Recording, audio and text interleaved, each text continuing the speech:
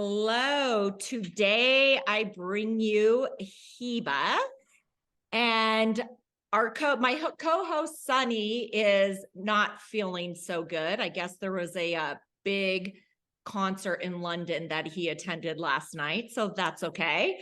So today we have Heba, like I said, and Heba and I unfortunately have a very similar story, and I was honored that she wanted to come on and share her story. And I will pass it over to Heba to let her know, or to tell you guys what she is speaking about today. Hello, Hi, Heba. Lisa. Thanks. Hi, thanks for having me. Of course. As I said, this is like the club that nobody wants to belong to. And it's a club that really doesn't get talked about much. So I'm honored to be here and yeah, looking forward to us talking a bit more. Yes, we have our Kleenexes ready. Yep. We are ready to dive into this unfortunate story. So, like I said, we both are a part of this club, and it's about losing siblings. And I feel that, and I don't know, maybe you feel a bit differently. I feel that, when a parent loses a child, it's devastating. When a child loses a mother or a father, it's devastating. I feel that when a sibling loses a sibling, it's not talked about as much because I think all the attention is on the parents and the children. So we would love to hear you. Well said. It's well said. So I've been on this journey for almost 10 years. In 2 weeks or so, we'll mark the 10-year anniversary of my brother's passing, which is crazy to think about. Unfortunately, 10 years ago, my brother got into a tragic motorcycle accident, and he passed away on the scene. Actually passed away instantaneously. And we learned about it the next day. What? When he did not show up to where he needed to be. So he was on his way home from a friend's house on a Saturday night, and there was a big boys fantasy football draft on Sunday. He didn't answer his phone. He was supposed to carpool with my husband, and my husband's like, this is kind of weird. But, he was young. He was 30 years old and thought he went out. He had a great time. Maybe, similarly to why it's two of us today, had a great time. Probably fell asleep at a friend's house. Cell phone died. He'll show up. He'll be where he needs to be. And just, my brother, Kareem, lived a like fearless. I live my life. I only have one, and enjoyed it. And so that was not abnormal for him to kind of go do his thing. So ironically, I was actually going to attend an 8-year remembrance of one of my close friend's sisters who had passed away the same day in a car accident up in Northern California. And, got up, normal day, try to get myself and my kids together to go to this remembrance and be there for my friend. And I remember my husband calling me, and I was out the night before, so I had a rough night, and saying, hey, your brother's not here, and he's not answering his phone, and I'm worried about him. This is actually not him. And I said, yeah, he would not miss this. Yeah. So at that point, I knew something had happened. And so here I am in my pajamas with a 1-year-old and a 4-year-old. And the girls were still in their pajamas, and my brother lived down the street. And so I said to my husband, I said, call the neighbor and tell the neighbor to go ring the doorbell. And he said, I did. No one's answering. So I need you to go down there. So I threw the girls as is in our pajamas and drove down the street, took the car key, and knew something had happened at this point. Just never, ever thought it would play out the way it did. And so I get to his house. I see his car there. So it's like, okay, he was out on his bike, but I don't see his bike. And I leave my daughters in the car. Of course, the car was off, and I ran inside and noticed he hadn't been home. At that point, I knew something happened. Did you feel that hit in your stomach? Yeah, there were a few pits that didn't make sense for a few days, and I'll tell you those um after I tell the story. And I run back to the car and I'm like, something happened. He might have gotten into an accident, he might have got into an altercation with somebody, like, great, he might be in jail is really what I was worried about, Yeah. or he got into an accident and he can't call us. But I'm like, he doesn't leave home without his ID. So I knew something was wrong. I ran back to the car, and as I opened my door, I noticed my oldest was out of her car seat. She was in a booster. She took herself out of it and was on the phone and had answered a call that came in on my Bluetooth. Um, and my brain was in, like, I need to call my husband, who's with my older brother, and figure out, what do I do next, because I didn't know, but I knew something was wrong. And what I didn't realize is my dad was on the phone. And so I remember saying to my dad, I gotta go, I gotta call you back, I gotta go, I gotta call you back. And I hung up. And I looked at my daughter, and she looked like she had seen, like, a ghost and not sure what was happening. And I called my husband back and I said, just go to mom and dad's. At that point, I knew something was really bad. And he said, what? I said, just go to my parents' house. I'll meet you there. And I called my dad back, and I knew.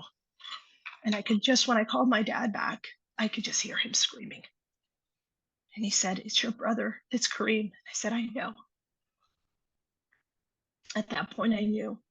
And I had to drive across the city. I ran every single traffic light in San Francisco that day with 2 kids in the car with my hazards on. And I remember calling my best friend, who I was with the night before, and I said, I need you to talk to me, and I need you to keep me safe so I could get home. And I remember her saying to me, like, it's okay, it's not as bad as you think it is. And I was like, At this point, did you know he had passed? at this point, I had remembered at that point, it's like you go into, like, this adrenaline rush where you're Yeah. blocking things out, you're keeping things in. And at that point, I remembered my mom's best friend called and said, are you okay? And I said, I'm on my way. And she said, it's bad. And I said, I remember my dad saying, there was a moment where it, like, really hit. I was actually on the freeway at this point and said to myself, I remember my dad saying medical examiner. We only know why the medical examiner comes for one reason. So I got to my parents' house. By that time, my brother and my husband had gotten there. And the front door of my parents' house was wide open. They had, a gate and a wooden door, and they were both open. And as I pulled up, they live on a pretty steep hill. As I pulled up in front of the house, I could hear the screams. Till this day, those sounds, like, still resonate pretty clearly. And I could hear them screaming, and I turned off the car. I left the girls in the car, and I just ran out. And I see my dad and my brother, my older brother, and my husband just on the floor, screaming their hearts out. And there's more screaming coming from upstairs, and it's my mom. And she's with her best friend, who happened to be there when the medical examiner showed up. Just screaming. Suddenly, I have one of my close friends is there, and she's like, I came to get your kids. And I'm like, what? She's like, yeah, your friend called me. I was in the city. I'm taking your kids. Just go. I don't even remember what happened to my kids. They were taken to somebody's house. They were safe. They were fine. And so my brother was, so what happened was my brother was exactly what I thought, out with some friends the night before. I was also out, and I remember thinking to myself, I should call him and tell him to meet up with me and my friends. We were celebrating. And I knew I needed to get home. My husband used to work graveyard shifts at that point. And so I said, I can't stay out too much later. Paul's got to get to work. And I drove home, and he was outside. My husband used to ride a motorcycle. It was the last day he rode his motorcycle. And I said to him, why are you taking your bike? I'd love for you to take your car instead. And he said, you're late. You got home too late. They were making an extension or adding the new part of the the Bay Bridge at that point. And he's like, there's going to be too much traffic because this is when he closed down the lanes. I need to ride my bike or I'll be late to work. And I said, please be careful. I went to bed. I woke up at 1:15 in the morning and was throwing up profusely. So as I learned the story of Kareem, Kareem did exactly what we thought. He was also out having a good time, fell asleep at a friend's house, woke up a little bit after midnight, went to the store and got her some medicine, which is the story she tells us, and her favorite candy. And it was like a really, really close friend. It wasn't a girlfriend or anybody, somebody he was really close with, and said, you're probably going to need these in the morning. And she said, where are you going? He's like, I'm going home. I have a draft and I want to like get my gear and my notes are all at home. And he left. And he was going too fast. He missed a turn with a concrete divide on the floor that I don't think anybody could have noticed. Flew off his bike. He hit a tree and had severe head trauma and broke his collarbone. And by the time the guy in the car behind him stopped, because he passed him up, he was gone. So it's his official time of passing was listed as 1:12 a.m. And you were throwing up at 1:30. Yeah, like 1:15, 1:20. And that, that was the longest road and journey ahead of us to ever would have, waking up on a normal Sunday thinking it's going to just be another day and I have to be there for my friend, who I'm still very close friends with. And really, she was part of my support to survive. And realizing all of a sudden I was in this club with her and not knowing what to do or what to expect or what's next. So as you said, it is a lonely club. It is a hard club. And I've been on this journey for almost 10 years. And it doesn't get easier. No, it doesn't. But it does evolve. And I thought for the longest time, the closer I held on to missing him, the closer it would bring me to him. And I learned that I would never want to be in the early stages again. As hard as this road is, those early days, those early years, those firsts. And it's in that instant, your life will never, ever, ever be the same. Your parents' life, your siblings' life, your life, everybody around, your brother. And it's so hard to explain to somebody that hasn't gone through any of this, how difficult it is. And I had growing up, I'd lost my grandma to old age, My sister was the first person that truly close to me that I loved so much passed away. And somebody who's a part of your everyday life. I think the thing about sibling grief, Kareem was 30. It was 8 days before his 31st birthday and 5 days after my birthday. And what we don't realize with sibling grief, and again, I did a lot of therapy, I did a lot of reading, I did a lot of self-care, but it does change the dynamics of a family. Each one of us plays a role. Each one of us has a role. And it changes your parents forever. It changes you forever. It changes your other siblings if there are. But, I think the hardest part was acknowledging is really hard to say out loud. Acknowledging that when people were checking up on us, they were really checking up on my parents, which, and Kareem didn't have any kids, so we didn't have that complexity, because I'm sure that would have actually probably been the first thing people would have checked up on. Yes. But for many, many years, and many occurrences, people said, "How are your parents doing?" It was very infrequent that somebody said, "How are you doing?" Yeah. And I remember maybe a couple of weeks after one of my aunts, who I love very dearly, had flown out from DC, and she sat me down and she said, "You're taking care of your parents. Who's You're taking? taking care of your children. Who's taking care of you?"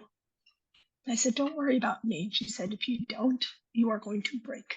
Mhm. You know, having a 1-year-old and a 4-year-old and a full-time career and a husband, and you know, it just, I stayed at my parents' house for 2 weeks. I never left. Couldn't leave. Yeah. I was there. Couldn't. I stayed with my mom and dad almost 3 months after my sister had passed, because it was just me and my sister. And I just felt now it's all on me. And what do I need to do to help them? And you go through all this, you go through every stage of grief, and it's at one point, it's like, why did you leave me here to do it all on my own? And yeah, it's You hard. know, one of the things was, before Kareem passed, I thought, I have 2 kids. It's wonderful. Yeah. I've been blessed. They're healthy. The day Kareem passed away, I never forget. I sat leaning outside of my bedroom window, my childhood bedroom window, and the sun hit me right in the face. And I was like, "Oh, he's with me." And I stepped back. My husband was there, and he put his arms around me. And I said, "I think I need to have another child." And he just thought I was crazy. He was like, "You're in a moment, stop thinking like this." And I said, "I don't know how we would get through this on my own." And you had Jamal. And that's, then I had, yeah, you know, a year later, yeah, I got pregnant, and hence I, Little boy. have Yeah. my little boy, who, somehow bizarrely talks about my brother all the time and feels like he knows him. So yeah. So anyways, I understand what you're saying, of you also have to take care of your parents and all the other things without the person who Yeah. understands you the best. And the thing with me was, my parents and my sister didn't live in the town, in the state we do. And so my sister was maybe less than 10 minutes from my parents. So now here, my parents are alone there, and now my sister's not there. And it's like, I now am helping, I want to be there, but they're in a different state now. And it's like, I can't. I mean, my niece and nephew, they have their hard times, and they're older, in their mid-20s and late 20s. But I can't ask them, oh, help me with grandma and grandpa, because it's not their responsibility. And they're the ones that lost a mom. Mhm. And so it's really, really hard. And now, as you're planning, your retirement and all this stuff, that's stuff Victor and I have to think about, like, who's going to be there for your mom and dad, you know? Yeah. So, It's also it's similar. There are times where, living in San Francisco is not an easy city. It's yeah, home. It's where I grew up. But I always fantasize about what life could be like if we left, because it's just a lot, right? And raising 3 kids here. And I tell my husband, if it weren't for my parents who are down the street, I would leave. And part of it is because I know my children and my brother's kids give my mom a lot of hope. mhm, Um, and she now has 3 grandsons. all born after my brother passed, all of whom in some way carry his name within theirs. Mhm. But I know that these children like are a big piece of her therapy, and she'll say it. And so I'm just like, I'm gonna take my, feeling guilty of like to take my kids away from her when she needs them. But yeah, it's part of, how forever changing this is. And I think the reality is, society from a society perspective, and I think that, you know, been raised in this country versus like what my home roots and beliefs are, it's people move on pretty quickly from grief. And I think what no one talks about is exactly what you said in the beginning. It changes you. I will never be the person that I was on August 24th, 2013 again. That person No, is forever, gone. it's Yeah. forever gone. Went And with him. that's how my next question to you is, how did you allow yourself to enjoy life after he passed away, and how long did that take? If So I mean, to me, for me, it's my sister passed away a little over 3 years ago, and I feel in my heart that I haven't enjoyed life since then. and I think there'll always be a part of it that will feel wrong to enjoy. Yeah. Right. So um I think there's a few things here, right? So one, I went to therapy, and boy, did it take me a long time to find a therapist. We went to family therapy and went with my parents, and it was really, really hard to watch all these families, especially parents who talked about how much their children, their living children, resented their grief. And it's an ironic thing, because Wow. I think there were times in my 10-year journey where I, said to my mom, like, I need you to move forward, and enjoy life. But I think core of that is who my brother was. Mhm. Um, so we did family therapy. I quickly pulled myself out of it. It was just too much for me. Mhm. To just feel like I had to carry the pain of others in these group environments. I found actually a sibling support group Mm. Mhm. in the Bay Area, through the Marin. I forget what this organization was. Hospice like program. And so I used to drive from San Francisco to Marin once a week to get therapy, and was in a group sibling therapy. And it was probably one of the best things I did for myself. I did that for 9 months. I think it was a 9-month program. I found maybe one or two books at best that talked about sibling grief, which was also mind blowing that nobody was writing about this. Mhm. And then I did individual therapy, that I used to go to every other week. And of course, of all the therapists that was focused on grief, the woman I picked ends up being in the same office building that my brother worked in. And Wow. so I figured, I was like, oh, this is close to the office. This is great. And then when I walked there the first day, I was like, you have Oh, no. effing got to be kidding me. Um, so I felt that was him telling me this is the right place to be. And then my oldest daughter went to therapy Wow. for about a year. She knew everything that happened. And she's the one that received the call from your father. So Mm-hmm. she knew. Yeah. She knew. She was there. She saw the screams, the yelling. In the Lebanese culture, your doors become open, and so there was a flurry of, again, he was 30 years old. It was sudden. It was tragic. I mean, I don't even can't even tell you how many people were in my parents' home for the first 2 weeks. I don't think we cooked a single meal. People were coming to take care. I mean, I remember fighting my mom, like shoving food in her mouth because she wouldn't eat. Um, Understandable so, but so my oldest, yeah, went to therapy. She went to a counselor for about a year. It's ironic. She drew a picture in therapy one day, which had three little hearts. And she said, I hope this heart is for a little brother that I could one day have. Um, yeah, I'm sure I still have that somewhere in her archive of things I've kept. But yeah, watching her go to therapy was really hard.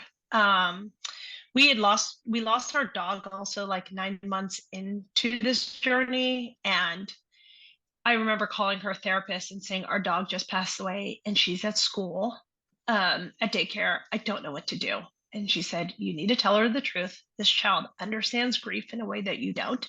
Yeah. And you need to be prepared. I'll never forget these words, that she's going to have a harder time with a dog passing than with your brother, because she now understands grief. And so this is like on top of the grief, and it's in her home. And her therapist was right. The best thing we did was tell her exactly what happened. So yeah, so she went to therapy for a little bit over a year as well. And then we did a lot of therapy together because as I was saying, my husband worked graveyard at that time. And so my oldest, Iman, and I used to sleep together in the bed. I had her in my bed every night. And I remember her therapist saying, she doesn't need to be in your bed. You need her in your bed. And you've got to let her go. You keep saying she's having a hard time sleeping. This is about you. This isn't about her. And the best thing you can do to help her heal is like let her and her sister share rooms. And so that's what we did. We put the girls in a room. And I really then had to immerse on my journey of figuring it out without pulling her in with me, which she was, which I didn't realize I was doing.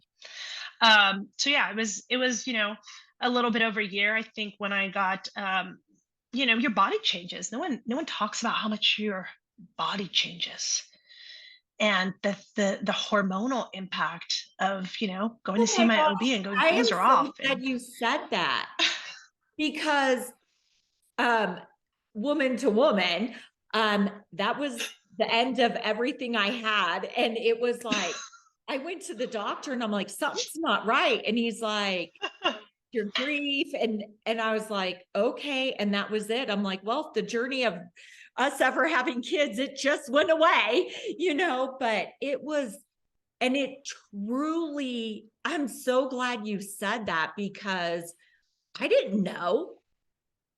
yeah, I didn't neither did I. know. And it's interesting because when my sister passed, it was right at the beginning of COVID. And so everybody that absolutely hated COVID, I was thankful because I was able to stay with my parents for 3 months. Victor was home every day to help me get through this.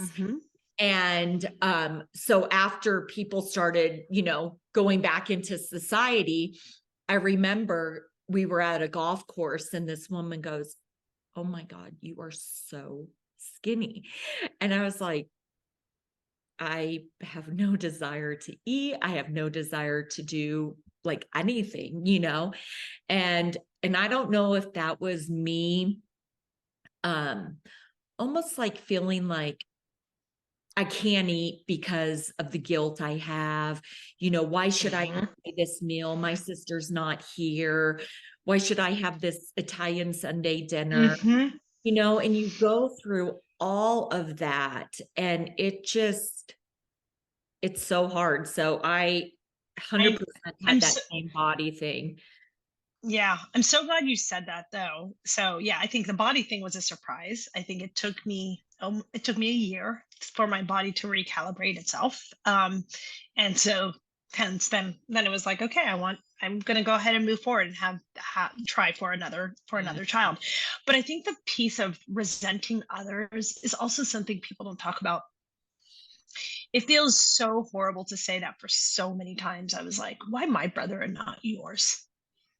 Why my family and not yours? I'm like, I'm like, their sister, their brother, they are awful, they're mean, and I'm like, why my sister? Why? She had 2 kids, she had a family, and I, Yep.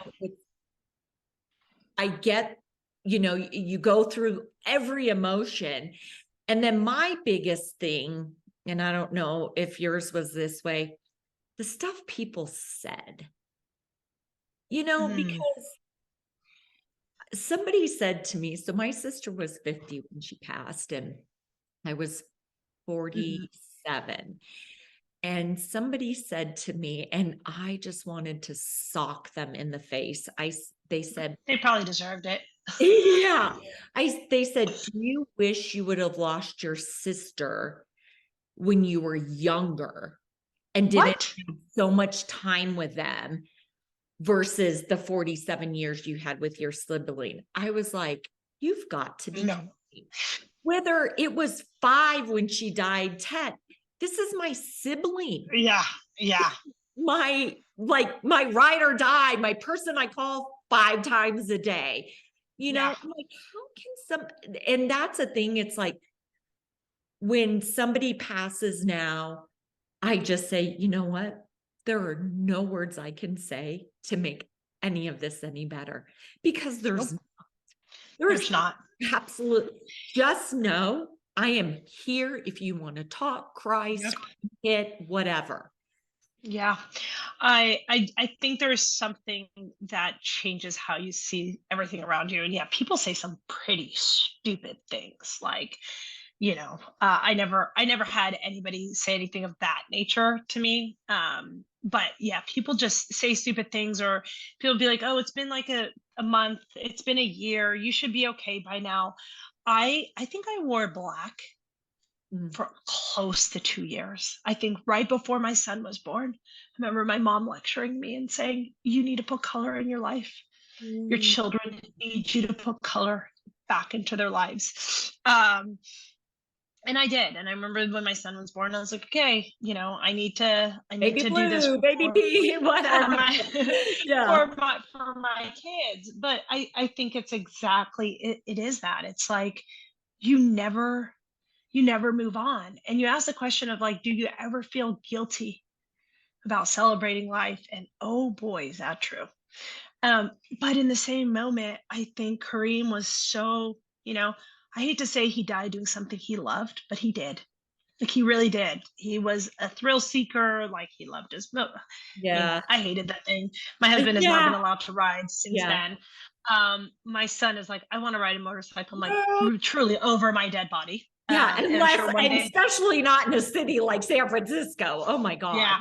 Um, but there are times where I'm doing things and I'm just like, I should not be having this much fun. I had that experience, last summer and this summer, which was the first time like we had a family reunion for weddings. We traveled internationally for them. And there's one song that comes on that reminds me of my older brother's wedding that my younger brother was at. And I remember him dancing and I Mm. remember him jumping up and down when that song turned on. And it's still, so like it's in rotation.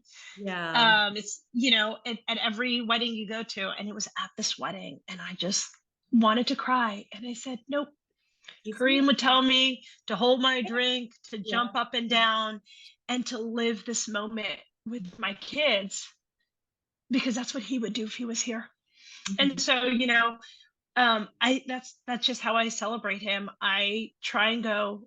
He would be having so much fun, Yeah. and he would be so mad at his sister for being so like structured and so uptight of Yeah. like, no, loosen up, have fun, live this moment. Because if something were to happen to me tomorrow, I'd want my kids to be like, But wow, mom. she Yeah. really enjoyed that moment, and this is something that they can remember. And so that's where I've stopped trying to feel guilty. But Lisa, it took a long time.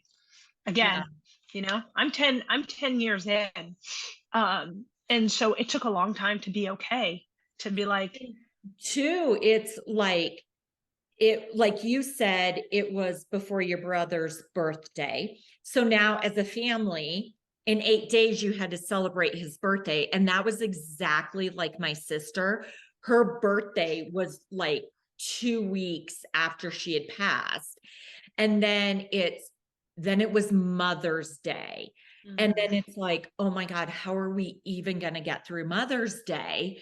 You Mhm. know? And so we as a family decided that on the date of my sister's birth, we'll always be together. And we go and do, so I take the kids and we do my sister's favorite things that day. And then we Love all it. meet back at my parents and we have her favorite pizza, big Italian dinner. And then we do a balloon release, just our family every Love it. single year. And that's how we celebrate her death. And then Mhm. on her birthday, we decided that we started a foundation. We just became a 501c3, and it's called the Lori Ann Foundation. And we hold a yearly golf tournament on her birthday or the weekend at her birthday. And then we do a big birthday dinner for her. We have a cake and everything, and all the family is together. And Beautiful. I love that we do that because I think it's so important for her children to have that tradition too, because all the traditions that my sister had with Christmas, Sunday dinners, they're not going to get that anymore. So Nope. this is a tradition that my sister's memory will live on through. And Mhm. the silly things that we do that my sister loved was me, Haley, and Cameron go grocery shopping. We go to Ross. I mean, we do the things that we start the day with going to this like quick trip and getting a fountain Dr. Pepper. Like that Because is, that was her thing. yes. And That was her so thing. what we do now, did you guys have anything that you did that? Yeah. So similar. I think it's very similar, right? He, Cream when Cream passed away, it was, August 25th. Um, the last time I saw him was a few days before. He had come to my house to hang out with my husband because they were really close. And when you talked about Victor being there for you, like I don't know if I would have gone through it without Paul. Like because they were so close, Paul lost with me, and having somebody who could understand your grief Yep. and grieve as well, I think survives. I think if he wasn't close to my brother, I don't know how our relationship would have evolved because he wouldn't have understood my pain. But he came over a couple days before, and I was going to bed, and my husband, was like, "Hey, Kareem's here, come down and say hi to him." And so I was like, okay, I come down. And last thing I remember saying to him, and there's a special spot in my house, and then this will tell you the bit of the way I remember him. I was standing right before I go upstairs, and I said, "Hey, Kareem, before you go, we have cake. Do you want some cake?"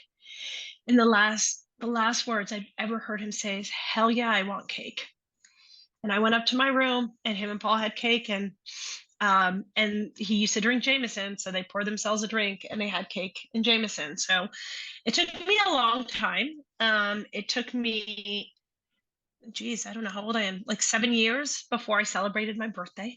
I did not. When I turned 40, my husband was like, "Nope, Kareem would want you to have a party, and we're going to eat cake, and we are going to celebrate your birthday, and he's going to be happy you did that." And so the few things that has led me to do is now always make sure there's cake on my birthday, Yeah. and I usually sit on that spot where I last heard his voice, and I eat my cake there, and I have a glass of Jameson. So that's how Yeah. is and we always leave him a piece. He always gets left a piece of cake and a glass, just on this little table that we have there.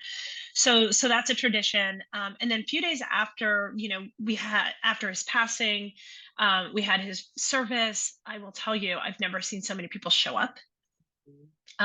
His employer actually, he worked for a restaurant, and they closed the restaurant on Labor Day weekend in San Francisco on Pier 39 so that their staff can show up to the funeral.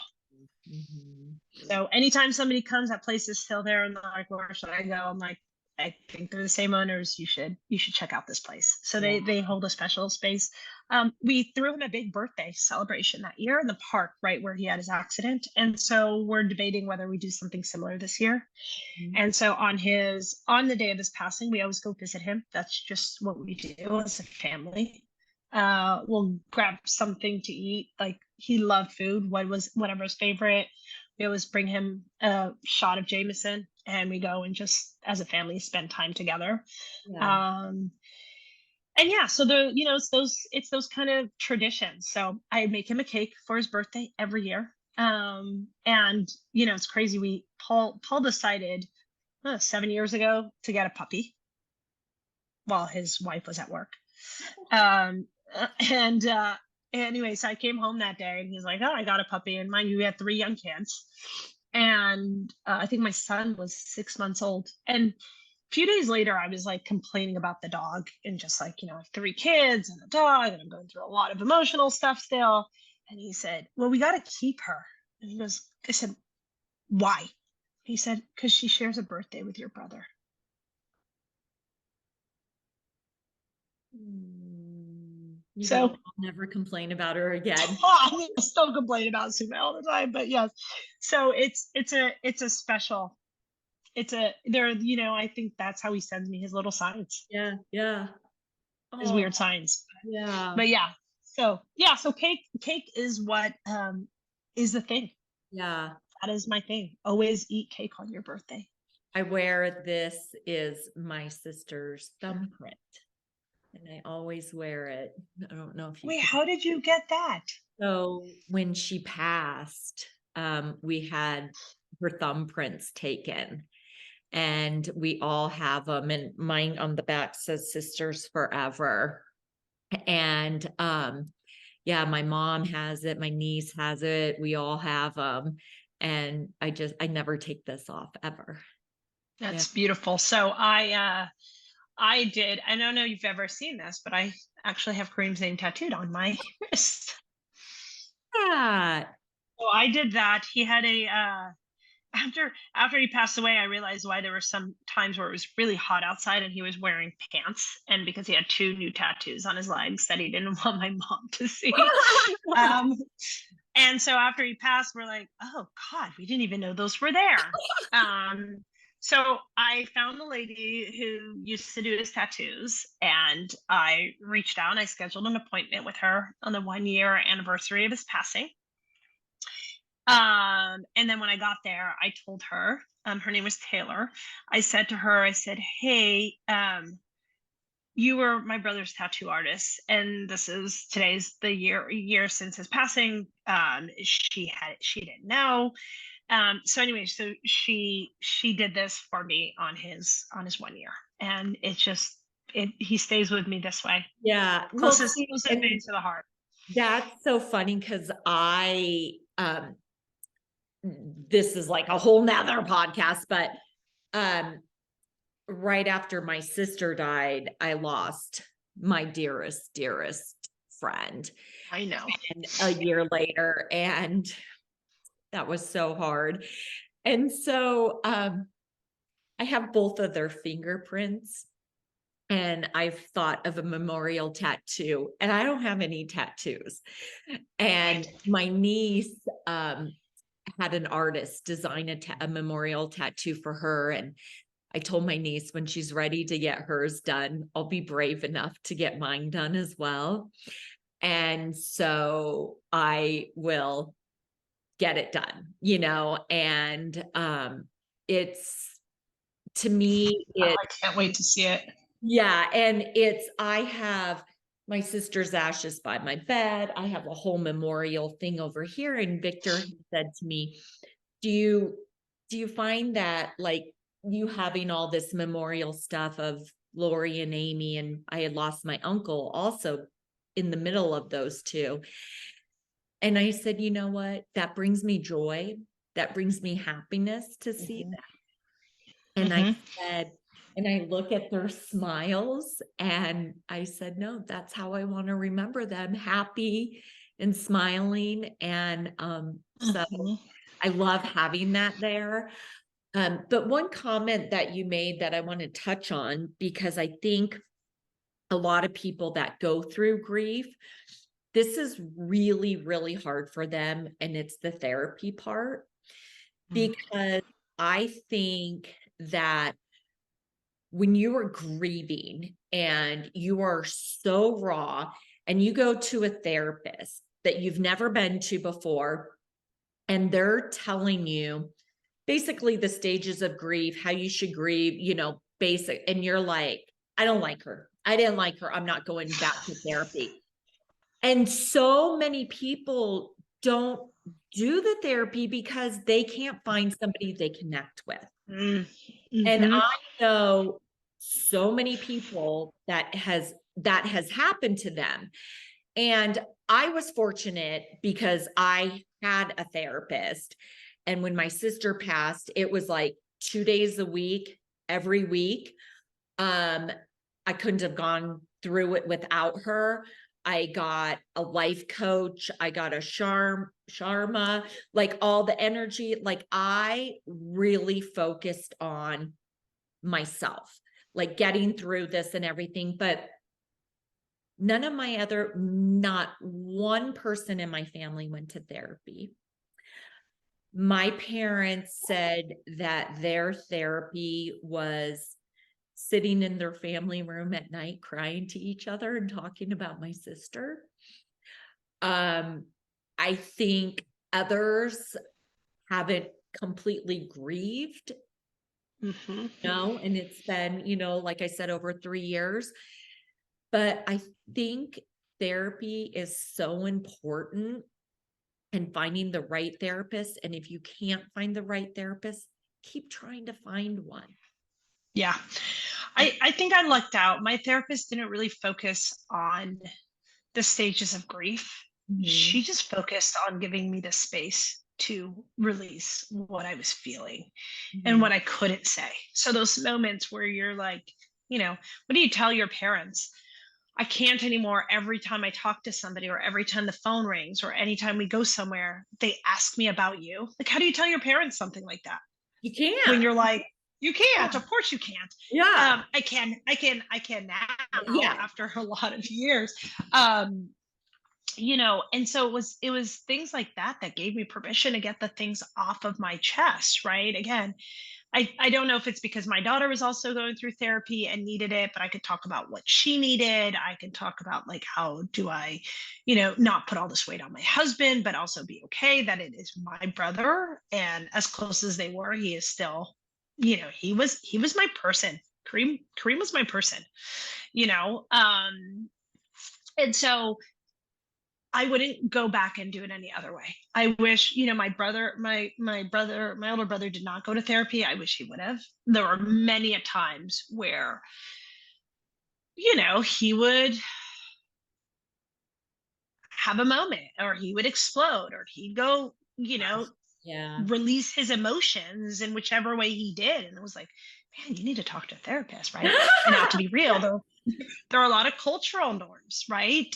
Here we are as, having two Arab men, both my dad and my brother, who culturally aren't supposed to go to therapy. My dad never went. He went to therapy with my mom, to like family therapy and Yeah. to parent support groups, but never on his own. And so I do think it allowed me to have the space and not hold that in, because I didn't want to put the burden of what I was feeling on everybody else. But also holding it in was like the worst possible thing I could have Yeah. done for Yeah. myself, because I Oh, was just digging 1,000%. myself in a deeper hole, right?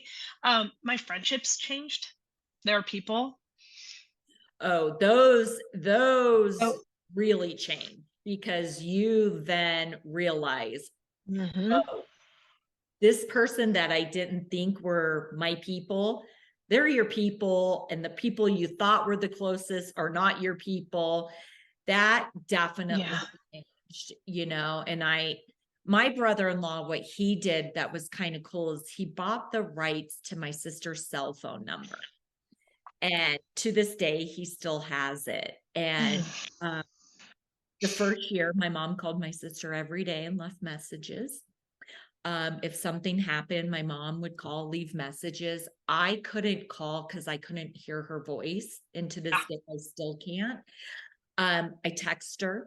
I still text her. Like, I went and got a job. I haven't had a job in years. And I text my sister and I was like, you're never going to believe this. I got a job.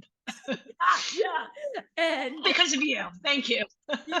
And so I still text her, like, because there's so many times, and you can relate to this. I'm driving and a song comes on, or you're thinking about something, and I literally just hit, and I'm like, oh my gosh, I just called my sister, and before she answers, I'll hang up, but this crazy thing is my brother-in-law every now and again will text me from her phone.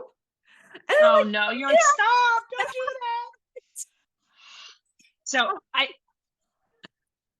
I'm gonna tell you a funny cell phone story. Okay. That's gonna just blow your mind a bit. So, my mom was ready to, like, I think she felt like closing, and maybe this was part of her grieving and her therapy, was like, everything needs to be closed. Like, I remember her like making us go clean out his apartment. We're like, why? Right? Mind you, my parents own the building where he was in, so they own the unit. So anyway, she made us do all these closure things, like turn off his cell phone. And so we did all the things we were required to do as children, which also put on a lot of burden of, like, having to do these things that now in hindsight I wasn't ready for, right? Like, I was like, why did we clean out this stuff? Like, why? I mean, I still have things that are his from his apartment in bins in my garage, and I'm including alcohol. And I'm like, what do I need these for? But I'm now not ready to touch them, right? Yeah.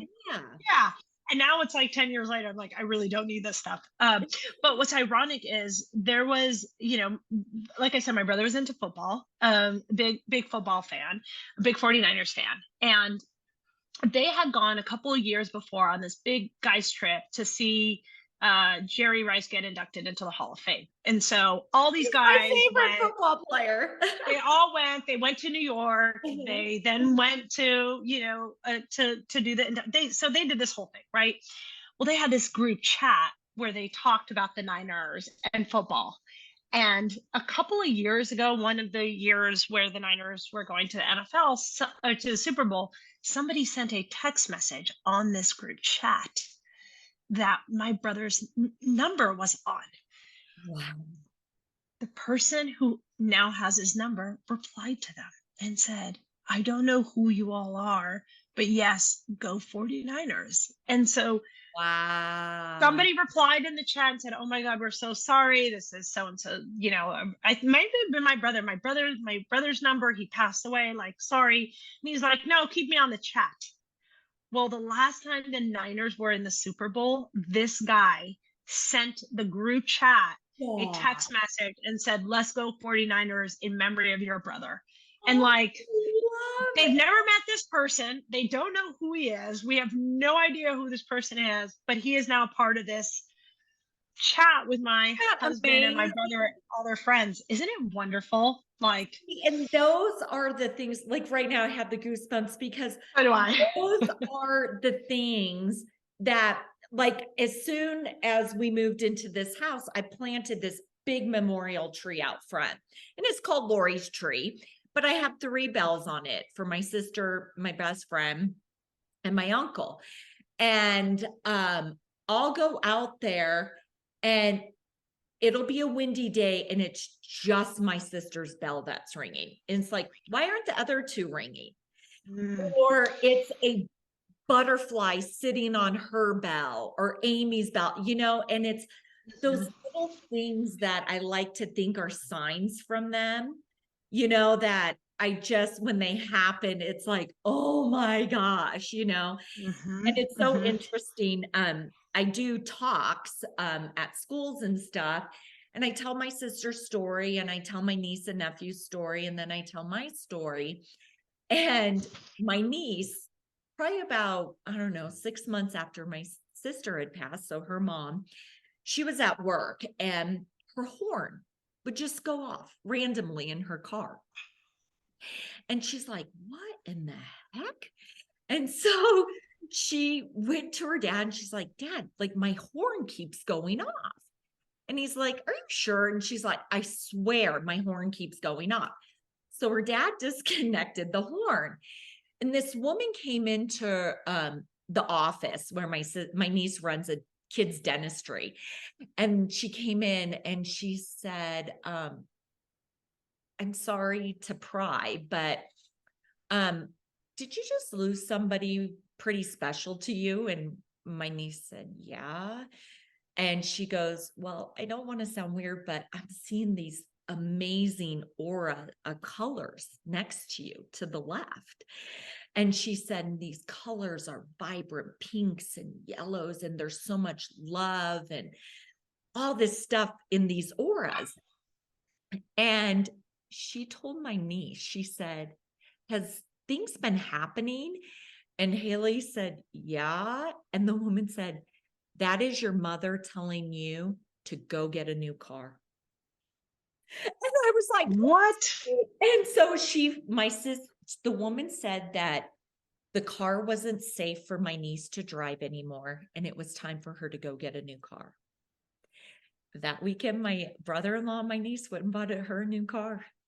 It was, but then she said, believe it. this woman, she goes, she didn't know, and she's telling me. And then the woman texts her about what the colors represented. And I'm almost, if I remember the story correctly, she brought in my niece a keychain of the aura colors.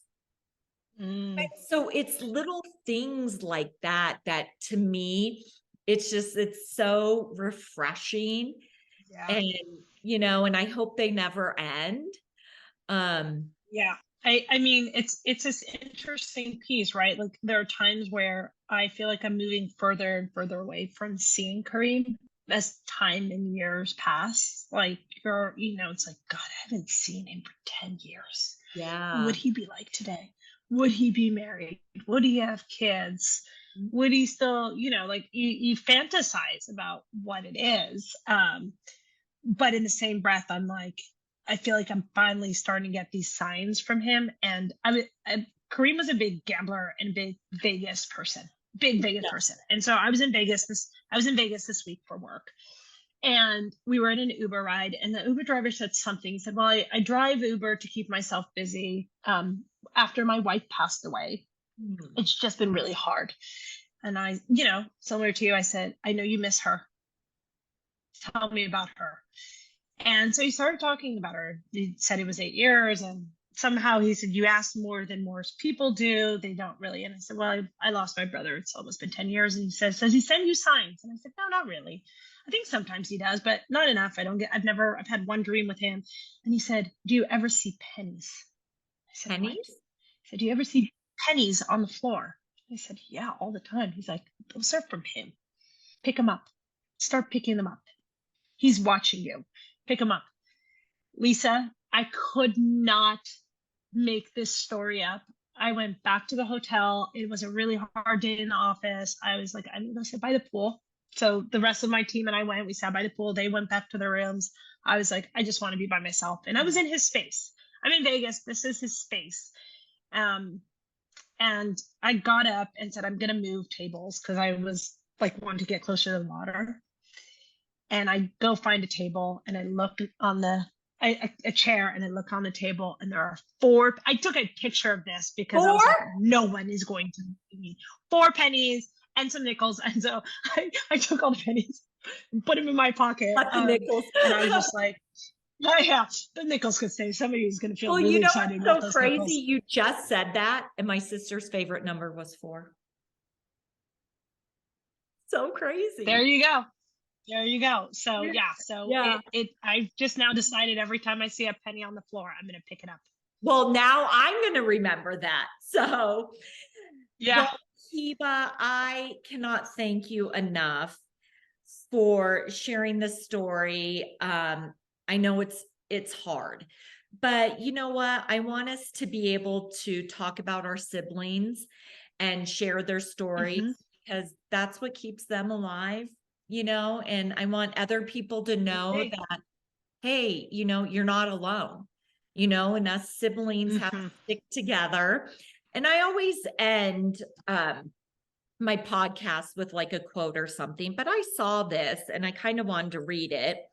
It says, my best advice for a sibling in grief: feel the loss as long as you need to and give yourself the time to heal. Because sibling loss is so misunderstood, you may receive messages that make you feel like you should be over it by now. You don't know sibling loss. Now you do. It takes time, lots of time. It's not about getting over the loss of a sibling. You don't get over it. You create your life and you move on. When you're ready, but you will always remember your brother or your sister, that missing piece in your life. And Perfectly said. they'll always be with us. Yes, they will. So, Heba, thank you. Thank you, Lisa. You can subscribe to our podcast at 3Ps Podcast. Check us out on Instagram and have a wonderful day.